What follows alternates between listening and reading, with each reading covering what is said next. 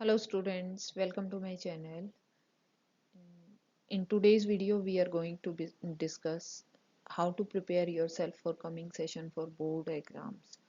Means जो बच्चे class 12th में एंटर कर चुके हैं और नेक्स्ट बोर्ड एग्ज़ाम्स के लिए प्रिपरेशन करने वाले हैं, उसके लिए आज हम बात करने वाले हैं कि हमें कैसे प्रिपेयर करना है अपने आप को सो दैट कि हम जब बोर्ड एग्ज़ाम्स के लिए जाएं तो हमें बहुत ज़्यादा स्ट्रेस ना हो और बहुत हरी में हम ना करें, एक प्लान्ड वे में प्रिपरेशन करें।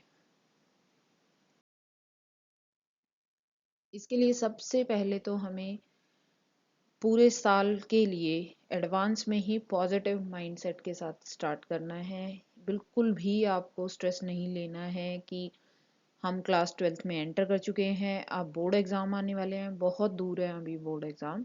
और ऐसा भी नहीं सोचना है कि बहुत दूर है और हम आज नहीं कल कर लेंगे, कल नहीं अभी तो बहुत टाइम है, ऐसा सोच के भी नहीं करना है, बट प्लान्ड वे में चलना है हमें।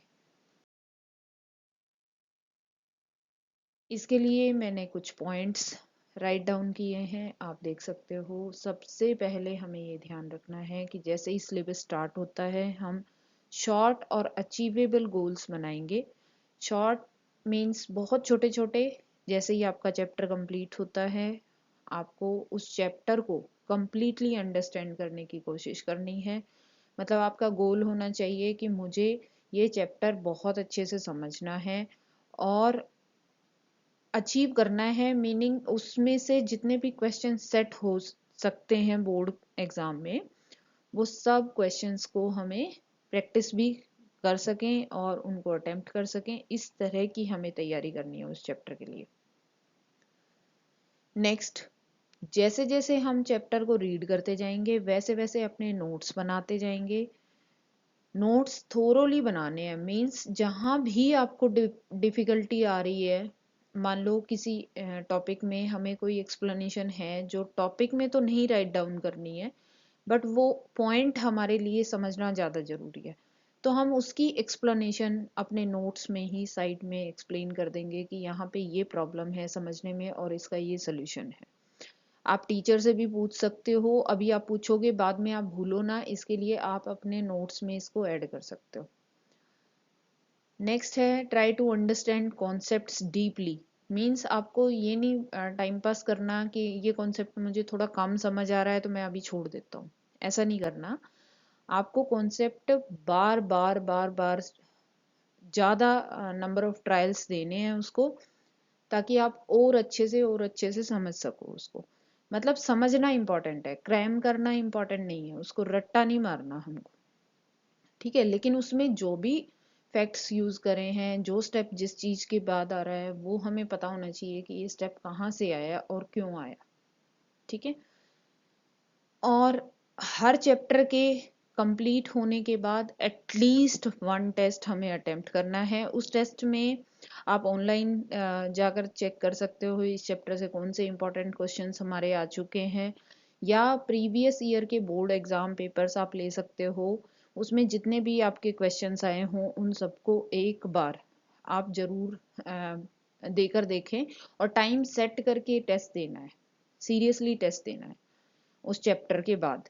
और ऐसा ही आपको करना है यूनिट कंप्लीट होने के बाद।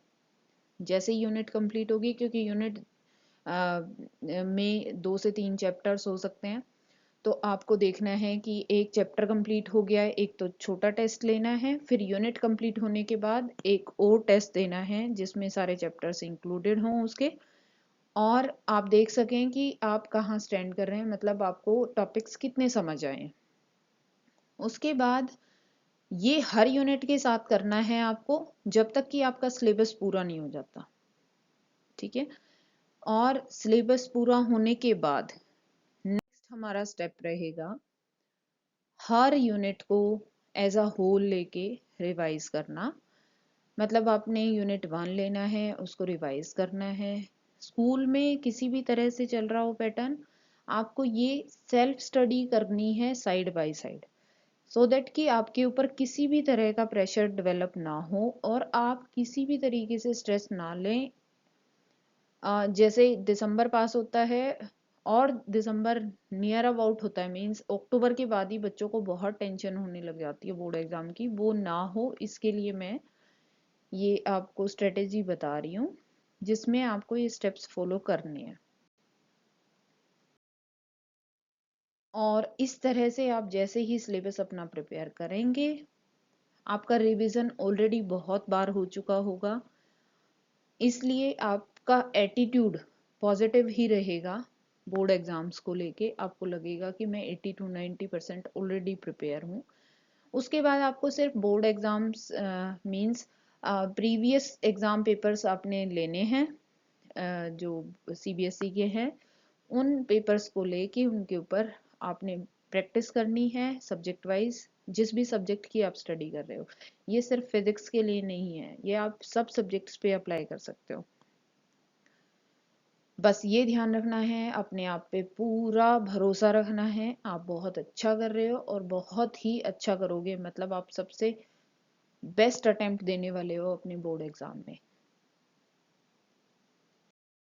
आई होप ये सारी चीज़ें आपके लिए काम आएंगी और आप इस वीडियो से कुछ ना कुछ अच्छा सीख कर जाएंगे। All the best.